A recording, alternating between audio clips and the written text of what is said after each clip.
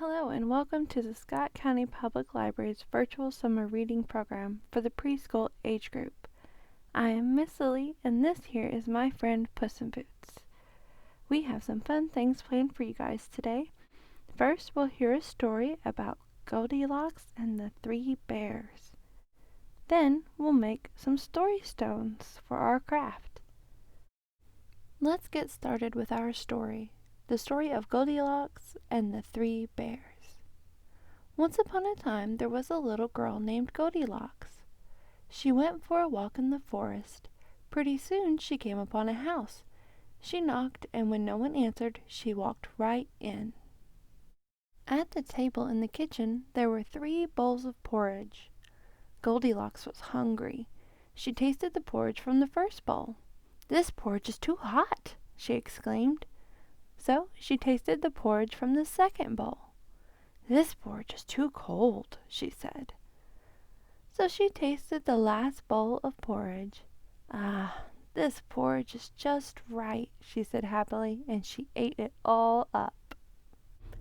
After she'd eaten the 3 bears' breakfast, she decided she was feeling a little tired. So she walked into the living room where she saw 3 chairs. Goldilocks sat in the first chair to rest. "This chair's too big," she exclaimed. So she sat in the second chair. "This chair's too big too," she whined. So she tried the last and smallest chair. "Ah, this chair's just right," she sighed. But just as she settled down into the chair to rest, it broke into pieces. Goldilocks was very tired by this time. She went upstairs to the bedroom. She lay down in the first bed, but it was too hard.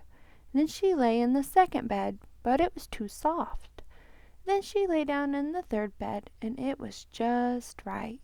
Goldilocks fell asleep. As she was sleeping, the 3 bears came home. "Someone's been eating my porridge," growled the Papa Bear. "Someone's been eating my porridge," said the Mama Bear. "Someone's been eating my porridge, and they ate it all up," cried the Baby Bear. "Someone's been sitting in my chair," growled the Papa Bear. "Someone's been sitting in my chair," said the Mama Bear. "Someone's been sitting in my chair, and they've broken it into pieces," cried the Baby Bear. They decided to look around some more, and when they got upstairs to the bedroom, Papa Bear growled, "Someone's been sleeping in my bed." "Someone's been sleeping in my bed, too," said the Mama Bear. "Someone's been sleeping in my bed, and she's still there!" exclaimed the Baby Bear. Just then Goldilocks woke up. When she saw the 3 bears, she screamed, "Help!" and she jumped up and ran out of the room. Goldilocks ran down the stairs, opened the door, and ran away into the forest. She never again returned to the home of the 3 bears. The end. Now how about we make some story stones? Just gather some rocks or stones from the yard or a park, or you can buy some stones too. You'll also need some paint and some paintbrushes. Also, as another option, you might want to get some clear glue or Mod Podge or some other kind of sealant to cover the stones so that the pictures will last a longer period of time.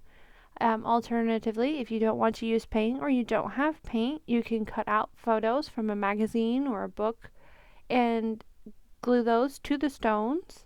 That also works as well. And parents, this craft is fairly simple, so most of the craft the child can do. You might want to assist here and there and offer some guidance, but generally the child should be able to do this craft.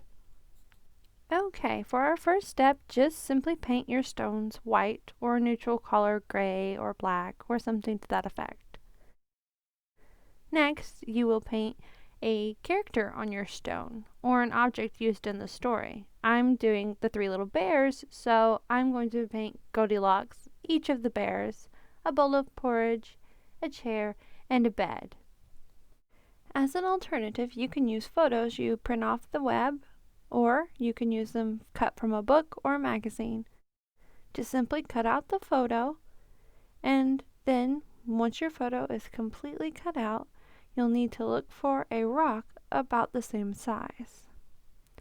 Once you have your rock selected, add some glue to the rock. A liquid glue works better, but glue stick will work fine. Then place the picture onto the rock and smooth out the edges. Now you are finished with your story stone, but optionally you may apply some sealant such as a Mod Podge or even just a clear glue. Once you have all of your pieces made, you can use them to tell an old story or to make new stories. It is completely up to you. Did you have fun today? I know Puss in Boots and I did. We're really enjoying our new story stones. Be sure and join us again next week. We'll make something else and hear another story. Also, don't forget to send us your photos of you watching our video or you doing one of our crafts, and send them to me at lily@scott.lib.in.us, and you'll be entered into a prize drawing. Until next week, bye!